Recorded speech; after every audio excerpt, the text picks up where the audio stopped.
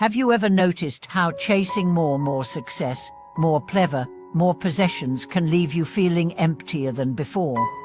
Might releasing our grip on desire be the very key to discovering true liberation? Welcome back to the channel, dear friends.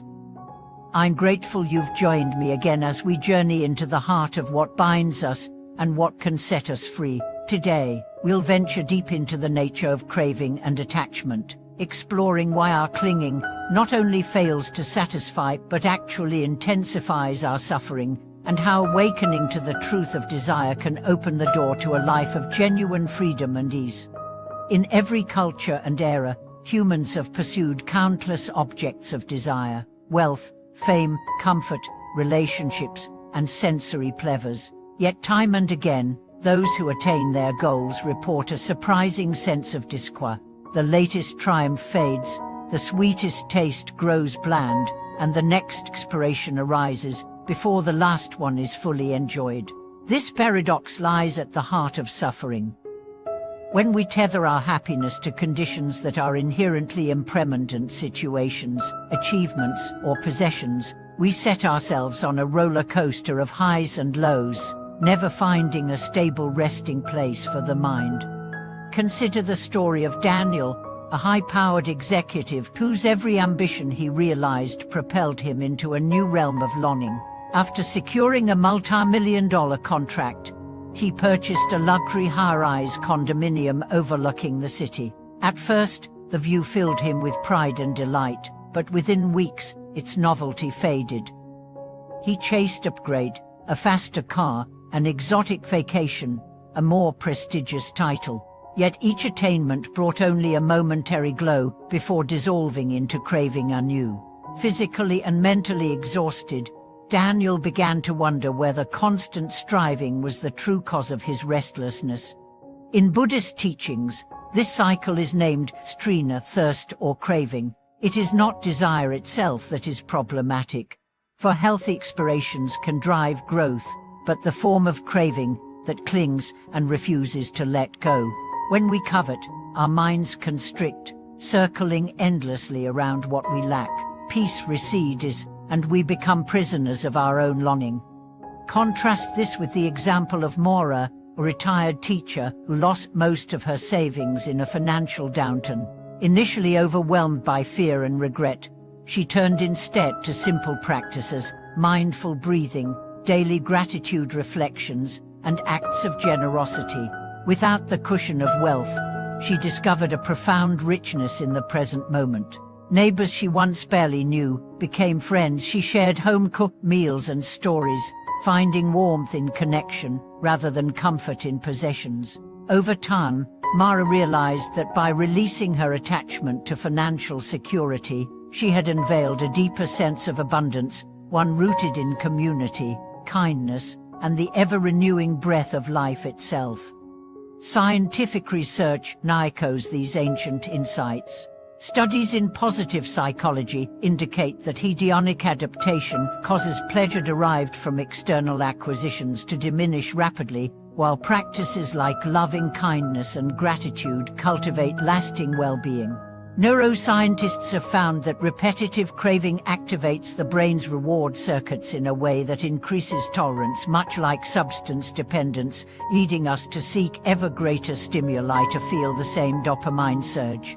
In contrast, non-clinging openness engages networks associated with equanimity and inner calm, promoting resilience and contentment over the long term.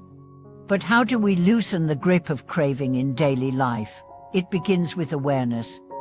When a desire arises, whether for a new gadget, a compliment, or another slice of cake, pause and observe the sensation. Notice the body's reactions: a quickening of breath, a flutter in the chest, a tunnel of attention narrowing around the object of longing. Acknowledge this experience without judgment. Then gently inquire, what am I hoping to gain? Is this need truly urgent, or is it born of habit? Such mindful witnessing creates space between impulse and action, allowing us to choose responses rooted in clarity rather than automatic compulsion. Next, practice the art of letting be. Instead of fighting or indulging cravings, permit them to exist as passing events in the mind. Just as clouds drift across an open sky, so too can our thoughts and desires move without anchoring us. Over weeks of consistent effort, this openness becomes a refuge, a place where stillness welcomes every passing current. Generosity offers another powerful antidote. When we give freely, whether our time, attention, or resources, we invert the cycle of craving. The heart expands, empathy deepens, and the sense of lack dissipates. Charitable acts need not be grand: a listening ear, a home-cooked meal shared with a neighbor, a small donation to a cause you believe in. Each act of giving weakens the spell of self-centered longing and invites a broader horizon of connection. Stories from around the world illustrate this truth vividly. In a remote Himalayan village, brothers Toshi and Sonam inherited a small flock of sheep.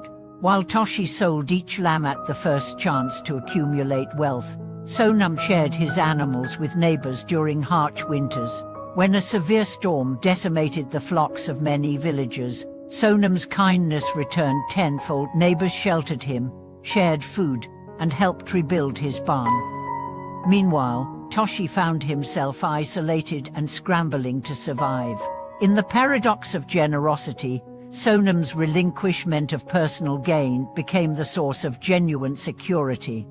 As we explore these practices together, remember that freedom from craving is not a one-time achievement, but a lifelong unfolding. Each moment invites us to choose awareness over habit, wisdom over impulse, and connection over accumulation. In doing so, we transform the very nature of our journey, discovering that the path to liberation winds through the heart of ordinary experience, every breath, every gesture, every silent reflection. As the sun rises and sets on our endless desires, we may find that the very act of clinging tightens the grip of unease in our hearts. In moments of quiet reflection, notice how the mind spins tales of if only and if only I had that promotion, when I finally own that house, then I will be happy. Yet such visions, like marauders, recede just as we approach, revealing happiness to be ever elusive when tied to future conditions. In many spiritual traditions, the remedy to this restlessness lies in cultivating contentment as a foundational attitude. Contentment is not resignation, but a deep appreciation for what already is. Picture a wandering monk who carries nothing but a bowl and robe. At each village he visits, he pauses to observe the simple beauty of a child's laughter, the fragrance of wildflowers, or the kindness of a passing stranger. He teaches that when we learn to relish the simple gifts present in each breath, the mind settles into an enduring joy that no external gain can surpass. Consider the practice of abundance reflection. Each evening before sleep, take a moment to acknowledge 3 aspects of your day that you experienced fully, whether a moment of genuine connection, a taste savored, or a kindness received. Resist the urge to add "but if only" causes. Simply rest in the fact that these experiences were complete and sufficient in themselves. With time, this reflection rewires the mind to notice richness rather than lack, gradually dissolving that habitual pull toward craving. Beyond personal practice, the rhythm of nature offers a powerful teacher. Observe the river that flows without hoarding its water, quenching fields and villages before merging back into the vast ocean. Or watch autumn leaves fall gracefully, not resisting their descent. They remind us that release is not loss, but a natural transition toward renewal. When we model our lives on these organic cycles, we align with a larger harmony, finding freedom in the unfolding of change rather than clinging to static ideals. Communities that embrace shared resources embody another facet of liberation from greed. In eco-villages and cooperative housing projects around the globe, residents pool tools, share meals, and rotate childcare duties. Through this collective generosity, the burden of individual accumulation lightens, and a deep sense of mutual support emerges. Research shows that such communal living fosters stronger social bonds and higher life satisfaction than conventional ownership models. Here, the dissolution of craving for personal gain births an abundance of care and belonging. Art and creativity, too, can guide us beyond craving. Artists who paint from a place of non-attachment, letting colors blend without forcing outcomes, often produce their most inspired work. When a potter allows the wheel's momentum to guide the clay, rather than imposing rigid designs, the resulting vessel reveals a unique beauty born of surrender. In these acts, we glimpse how letting go of perfect control can open channels for spontaneous creativity, teaching us that the freedom of flow lies on the far side of craving. In relationships, the relinquishing of expectations paves the way for genuine intimacy. When we love without demands, without insisting that others behave or respond in certain ways, we create space for authenticity. Partners who practice non-possessive love find that affection deepens, trust grows, and conflicts soften. The paradox is that by releasing the urge to control, we foster healthier connections in which each person thrives as a free and respected individual. Finally, let us touch on the ultimate truth that craving arises from a misunderstanding of self. In Buddhist psychology, the notion of a fixed, independent self feeds the cycle of desire. When we deeply investigate our experience, we discover that our sense of I constantly shifts our thoughts, feelings, and bodies flow like rivers. Recognizing this fluidity, loosens the grip of craving, for there is no permanent pai to suffer or gain.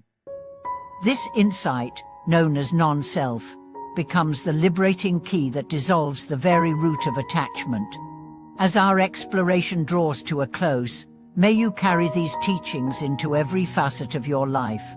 When desire stirs, remember the open sky of awareness that need not chase nor grasp. When precious moments arise, let them be your home rather than stepping stones to something beyond. In doing so, you will discover that freedom is not a distant goal, but the living reality that unfolds moment by moment, like petals blossoming in the gentle light of presence. Thank you for watching this video, and may releasing the chains of craving unveil for you the limitless sky of peace and freedom.